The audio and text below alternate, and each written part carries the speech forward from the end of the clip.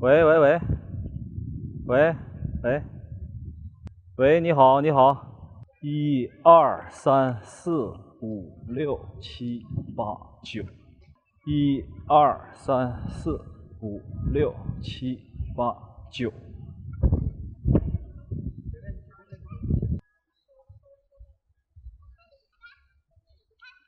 大家好，我是那言，欢迎来到科技美学。那这期节目呢，我们将会为你体验3款全新的产品啊。这3款产品呢，紧密结合着2个品牌，它们分别是摩托罗拉和谷歌。一个曾经是全世界移动产业的领导者和巨头，另一个是目前世界上最强大的科技企业。那中国人呢，对这2个企业有着很特殊的感情啊。摩托罗拉和谷歌，一个不愿意走，一个不愿意回来。好，索性呢，联想把摩托罗拉重新带回到我们的身边。这3家企业合作的全新一代旗舰产品呢，就是我们今天要测试的2015年摩托罗拉全系列手机。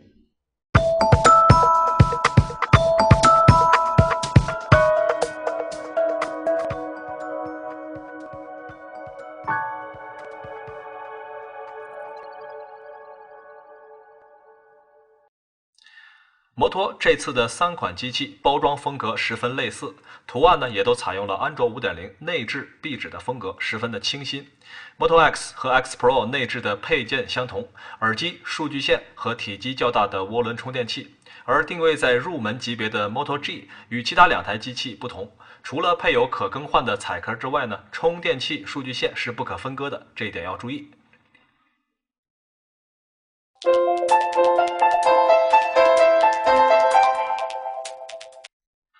无论是当年的大哥大，还是摩托 V3， 摩托的工业设计都代表着摩托罗拉品牌在手机历史上的里程碑。尽管后来被谷歌收购，又易主联想，摩托的移动部门依旧继承了其在工业设计上的魅力，再加上其母公司联想提供的强大供应链，最终诞生了这款所谓国行版的 Nexus 6，也就是 Moto X Pro。作为一款5.96英寸的巨屏手机啊 ，Moto X Pro 的尺寸非常大，和海外版的 Nexus 6区别呢，就是背部去掉了逼格加成的 Nexus logo， 正面添加了几个动作感应器。与5.5英寸的苹果 iPhone 6 Plus 相比呢，高度相当，宽度呢要稍宽一点。点亮屏幕看呢，让 iPhone 的低屏占比哭晕了啊！好，正面造型上的摩托的3款产品都是同一设计，在不同尺寸、不同材质上的体现。Moto X 和 X Pro 呢，都采用了3星的 AMOLED 屏幕，由于自发光的特性啊，可以省去背光模组，让屏幕做得更薄。具体的显示效果呢，我们后面再看。X Pro 正面的 2.5D 屏幕边缘非常圆滑，虽然不及 iPhone 6 Plus 的弧度那么大，但非常贴合摩托整机的设计，加上纯黑的面板呢，无论是看上去还是摸上去都有很好的感受。除了前面板视觉和触感上的满足呢，上下双扬声器在外放的听感上也比后置或者底部出声的手机要好很多啊。扬声器凸起的细长条呢，让它趴在桌面上时，屏幕不会直接在桌面上摩擦摩擦，那一定程度上避免了屏幕刮花的风险。不过由于2个条形听筒中的缝隙比较宽啊，日常使用中呢也是藏灰尘的好地方。点亮屏幕呢 ，X Pro 延续了1代 Moto X 窄下巴的设计啊，整个屏幕呢比较靠下，那这样呢单手操作，手指能覆盖更多的区域，也让虚拟按键条呢看起来没有那么占地方。而且啊，这个下巴设计呢，在当今整个智能手机市场上也算是非常窄的了。说到这儿呢，同样是前面放双扬声器的火腿肠，有没有感觉膝盖中了一箭呢？除了正面的优秀设计呢 ，X Pro 的边框与后背的曲线运用也非常有特点啊。侧边呢中间高，两边低，上下呢是顶部厚，底部薄。4个边框呢用完全不同的曲线呈现出来，把曲线艺术和工业设计发挥到了极致。这么说可能有点抽象啊，但上手的时候呢，非常直观的感受就是薄。那其实呢，机身最厚的地方有1厘米啊，但是拿在手上的感觉呢，和 iPhone 6 Plus 厚度差不多。当然了，这个边框设计呢也不是那么的完美啊。比如机身右侧的机械按钮呢，电源键在上边的设计呢，让人右手持机的时候呢，拇指正好是放在音量键上，而不是电源键上。那这种对于欧美用户大手掌的设计呢，显然不那么适合我们亚洲人。背部的摄像头旁边的环形闪光灯啊，也是摩托这一次的招牌设计了。虽然呢只是2个 LED 灯并排摆放，但是呢通过环形圈可以把光线更柔化一些。摄像头下边呢是一个摩托极具挑逗的凹陷设计啊，拿在手上呢总会让人情不自禁的去触碰它，去抠它啊。那目前的 Moto X 由于后壳定制特性啊，那 logo 呢是单独的一个金属片儿。目前呢，在摩托的这3款手机产品当中，新 Moto X 是外观上可定制性最强的产品了，一发售就有各种有逼格的后盖可选。那后面呢还会开放定制。其次呢是 Moto G， 那随机会附送多2个颜色的外壳，而 Moto X Pro 呢则是目前定制化最少的一款了，只有1种贝壳材质，也只有1种颜色。我们希望后续呢联想能够尽快将定制化服务引入到中国来。手感上 ，Moto X Pro 呢虽然体积比较的巨大啊，但是呢由于机身曲线的应用啊，使得它握感还是非常舒服的，而且呢感觉上非常的薄。那类肤质的后壳触感呢和金属材质的边框也给手感有一定的加分。当然了，握起来舒服未必操作起来方便。那后面呢我们会有详细的测试。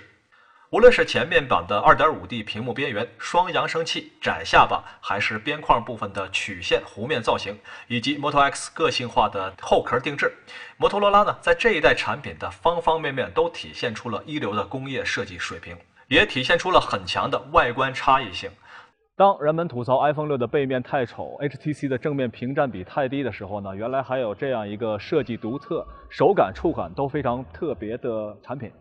那对消费者来说呢，虽然有扬声器积灰啊、定制后壳的配合公差等小问题啊，但这依旧不妨碍它成为一个高颜值、有逼格的产品啊。对于摩托罗拉来说，在2015年，一流的工业设计将会成为其在国内的核心竞争力之一。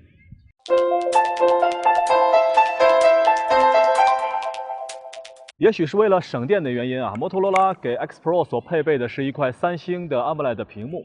虽然是 P 排量，但是足够高的 PPI， 你完全不用担心它的细腻程度。你真正需要担心的是这块屏幕的亮度和色彩。首先呢，纯白显示，亮度上的 X Pro 的 AMOLED 看起来要比 iPhone 低一些。那虽然有很多批次的 iPhone 是暖屏啊，但是 Moto X Pro 呢，由于亮度偏低，看起来要更加偏黄一些。纯黑图呢，则是 AMOLED 屏幕最大的优势了。由于黑色不发光的特性呢，看起来像锡屏一样啊。也是 Moto Display 功能省电的一个硬件优势了。而 iPhone 6 Plus 呢，和大多数的 LCD 面板一样，即使是黑色屏幕时呢，背光板也会把屏幕的液晶打亮。3原色的显示方面的 X Pro 的屏幕毫不意外啊，非常的鲜艳。那色彩过渡上呢，旗舰机型的表现都相当不错，混合色呢过渡的非常柔和，没有任何的色阶断裂分层的情况。经过几组测试图片的对比呢，我们可以基本判断出 X Pro 的实际照片对比 iPhone 的区别。9个字来概括呢，就是亮度低、色彩艳、对比高。在实际的使用中 ，Moto X Pro 的屏幕呢，基本体现出了 AMOLED 屏幕的优缺点啊。可视角、对比度、黑色显示省电呢是它的优势，而亮度低、色彩过于饱和也是一直以来的问题。如果你喜欢摩托的外观啊，但又对屏幕比较敏感，对于色彩方面呢比较挑剔的话，那么 X 和 X Pro 的屏幕色彩表现也许是一个让你纠结的地方。当然了，如果你喜欢鲜艳的色彩的话呢，摩托这一次的调教甚至比3星更加的艳丽。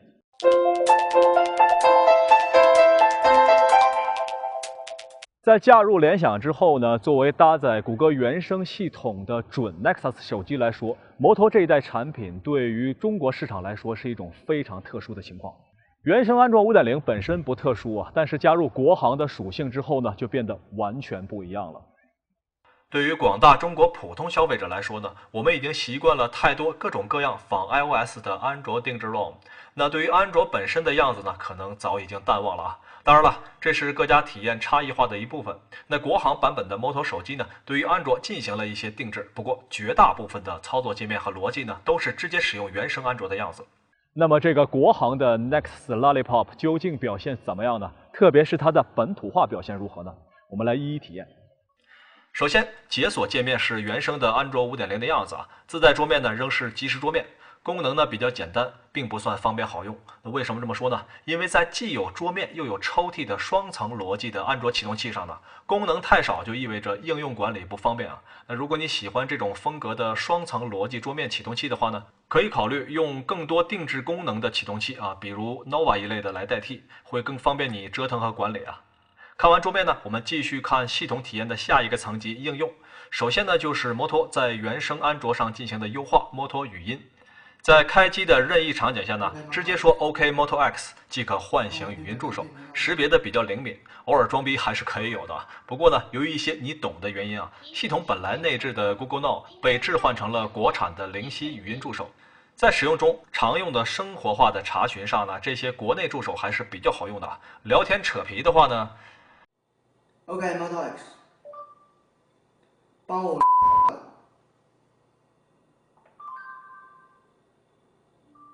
我可不想看到你灰飞烟灭。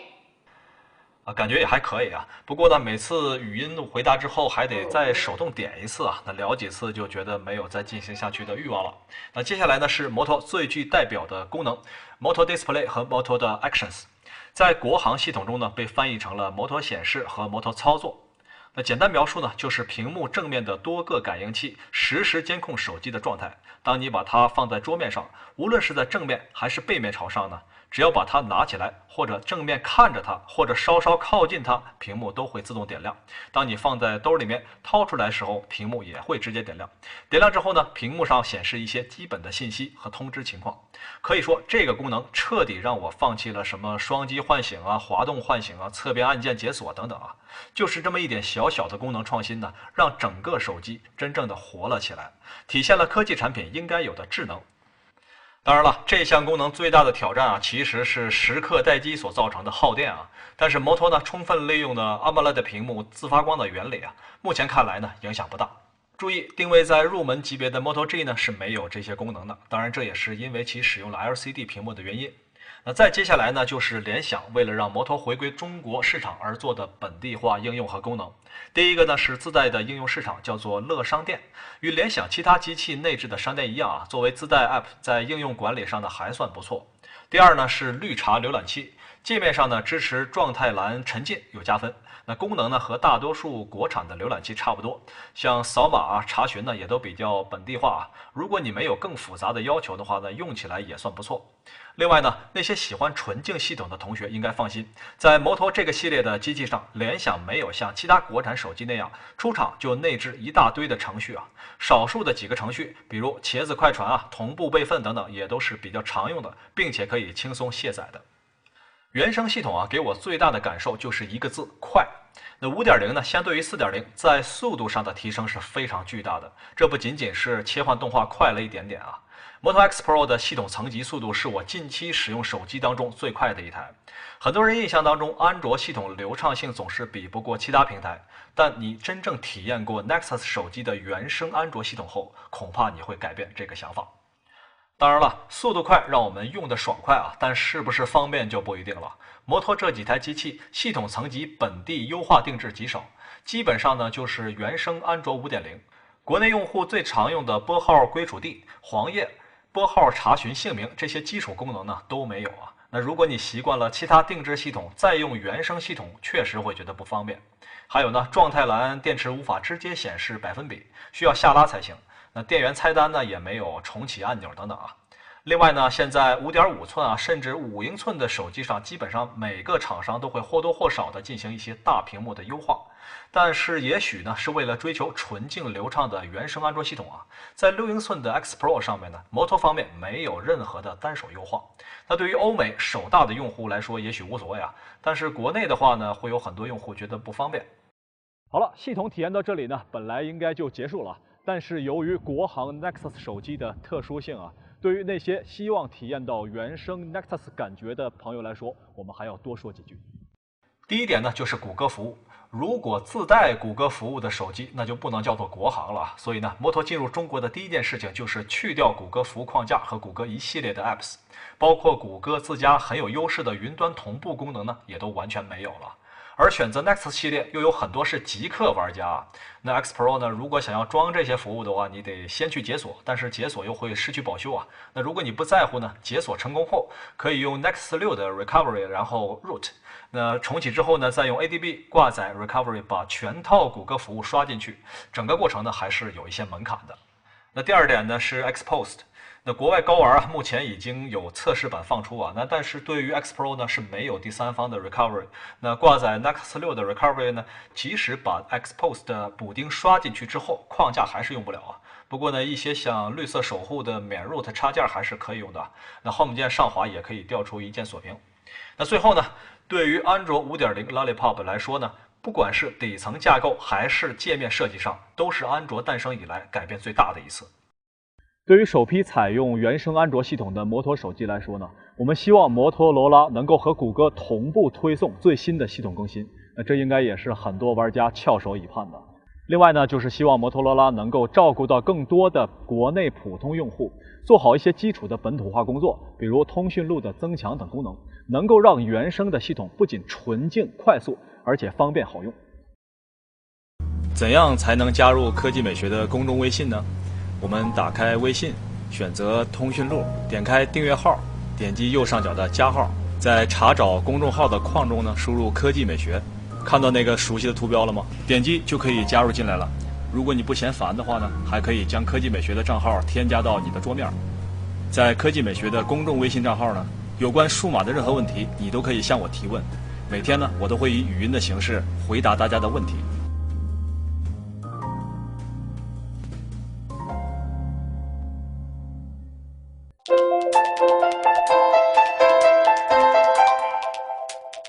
相机部分，我们首先来说定位终端的 Moto X。那其传感器呢，使用的是上一代的 IMX135啊，不免让我们有一些担心。那这里我们对比的是国内的小米4，在白天的样张方面呢 ，Moto X 表现还是不错的，特别是在对比远景表现的时候呢 ，Moto X 明显要更加锐利一些，画面的解析力、清晰度都要更好一些，表现呢是超出我的预期的。而在弱光下呢 ，Moto X 则表现比较一般了。那首先呢就是对焦很慢，成像结果呢噪点也明显比小米4更多。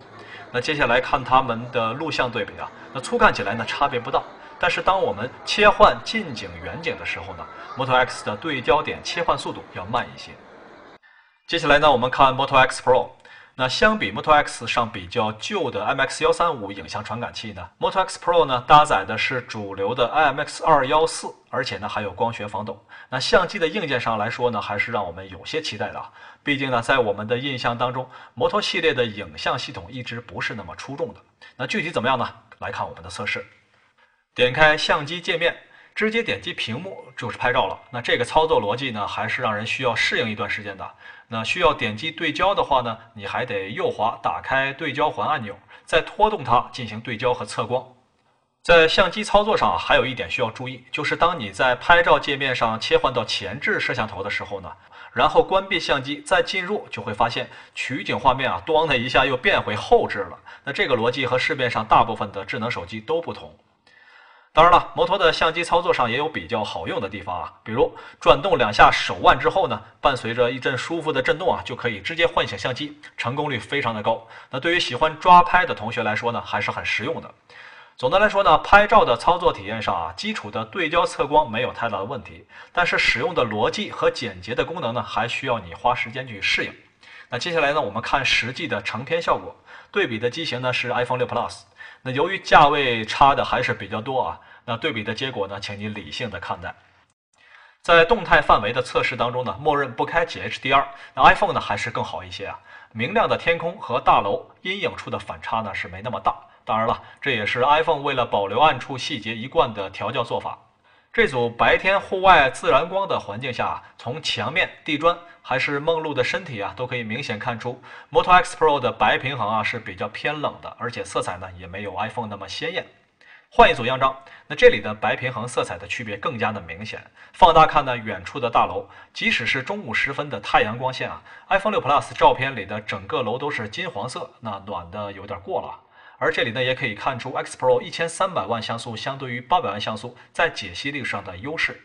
那相对于更暖的色温呢 ，X Pro 在拍摄天空这样冷色调的景物时会更加好看一些。吃饭前先拍个照发微博，分享简单的幸福呢，是现在很多人的习惯啊。那在这组样张当中呢 ，Moto X Pro 的色彩相比之前户外的表现呢有所不同，色彩和 iPhone 表现非常的接近，甚至呢还要更加鲜艳一些啊。当然，放大香菜啊和淡淡的地方呢，还是可以明显看出 X Pro 的色彩呢相比 iPhone 显得更浅、更嫩一些。那接下来呢，我们看夜晚的样张。那第一组夜景照片呢，区别最明显的就是两者对路灯色温的表现。iPhone 6 Plus 呢明显更黄更暖，饱和度呢也比较高。放大之后呢 ，Moto X Pro 呢虽然有1300万像素啊，但是由于涂抹感非常严重，那细节看上去呢和800万差不多了。而且呢 X Pro 晚上对于亮光非常容易过曝。那这组样张当中呢，对焦点在灯箱上，但是呢 X Pro 的灯箱处依旧过曝，而光源边的眩光呢也更有存在感了。除了高亮处过曝啊，在比较暗的地方呢 ，Moto X Pro 呢对于光线反倒不敏感，拍出来的画面非常黑啊。那 iPhone 呢还是比较接近人眼所看到的画面亮度。那么打开信息，我们会发现呢 ，iPhone 6 Plus 的快门非常慢啊，只有1/4秒。好在呢，光学防抖看起来并没有让照片抖掉。而同样配备光学防抖的 Moto X 快门呢，则显得保守一些，只是提高了一档 ISO， 所以呢，画面也有明显的彩色噪点。换一组橱窗的样张啊 ，iPhone 依旧是招牌式的偏暖啊，感觉像是过滤蓝光的保护眼睛模式一样，而对于白色衣服的观感影响比较大。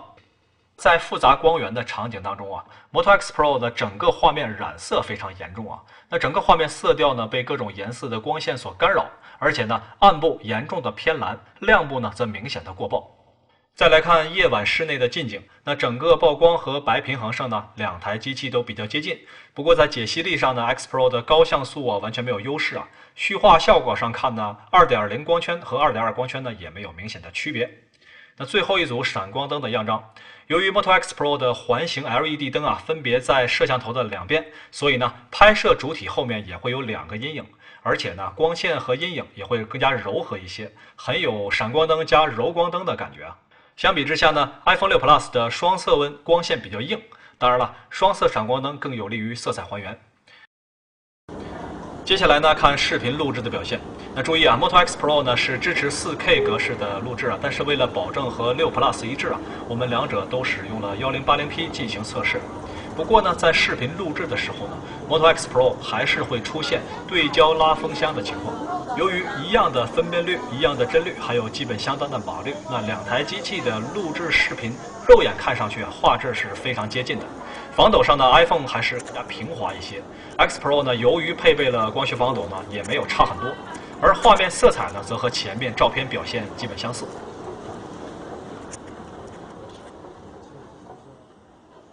好了，总结一下 Moto X Pro 的相机部分的表现啊，虽然搭载了主流的 IMX214，也配备了光学防抖啊，但是呢，在夜间方面确实不能令人满意啊。当然了，在白天呢，除了白平衡偏蓝之外，其他方面呢和 iPhone 是不相上下的。而且呢，在室内的表现呢，还是让我们有些惊喜。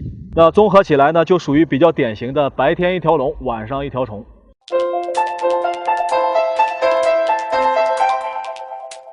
6寸的屏幕搭配3220毫安时的电池容量，应该说是中规中矩啊。当然了 ，Moto X Pro 的卖点不是电池容量，而是它的快速充电。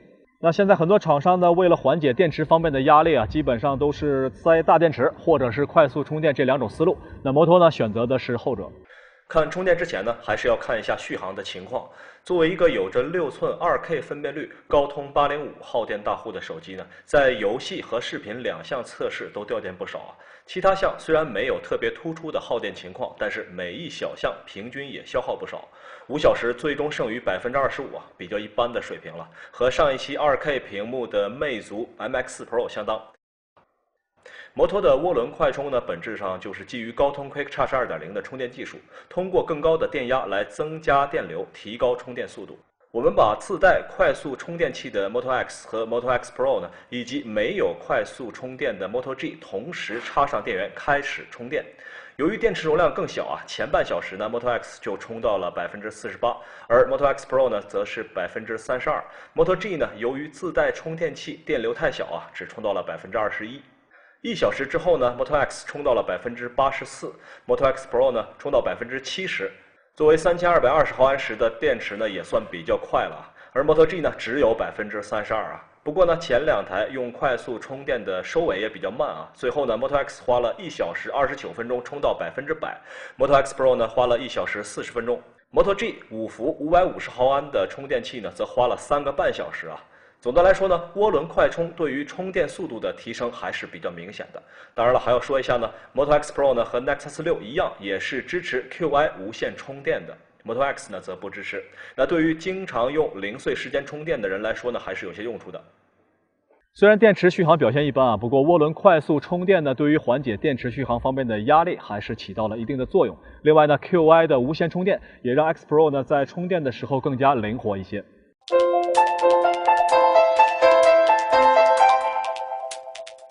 通过测试呢，摩托的产品依旧证明了摩托的硬件设计团队出色的创新能力和设计能力，足以设计出让挑剔的极客用户都赞赏的产品。但是如何让其在中国市场转化为销量，则取决于联想和谷歌的合作以及在生态建设上的进展。同时呢，联想在谷歌摩托设计团队方面的接地气和高大上、原生态和本土化的取舍之中呢，也必须要把握各种人群的需求。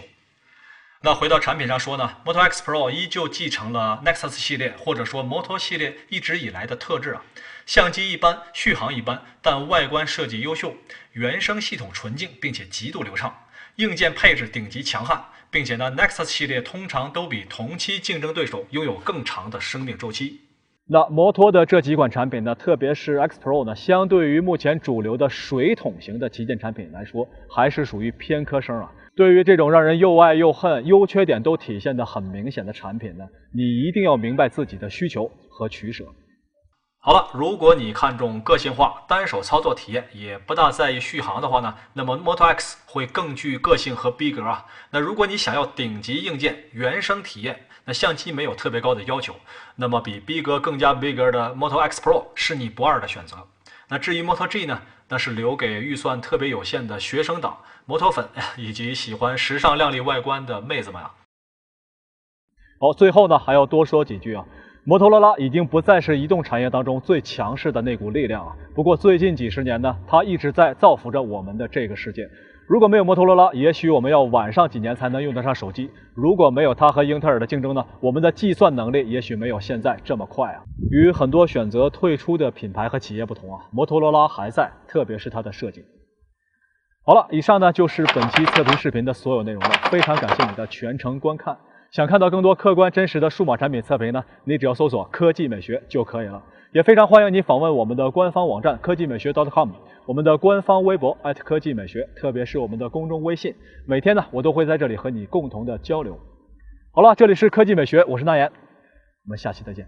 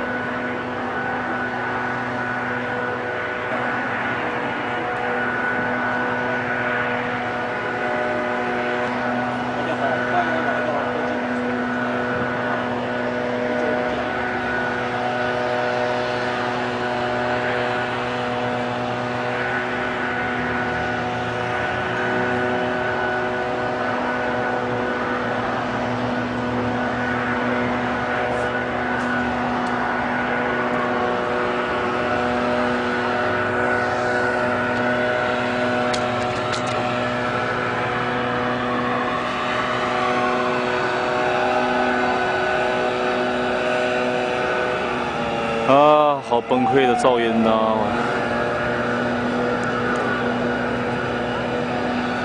大哥呀，怎么我录到哪儿你攀到哪儿啊？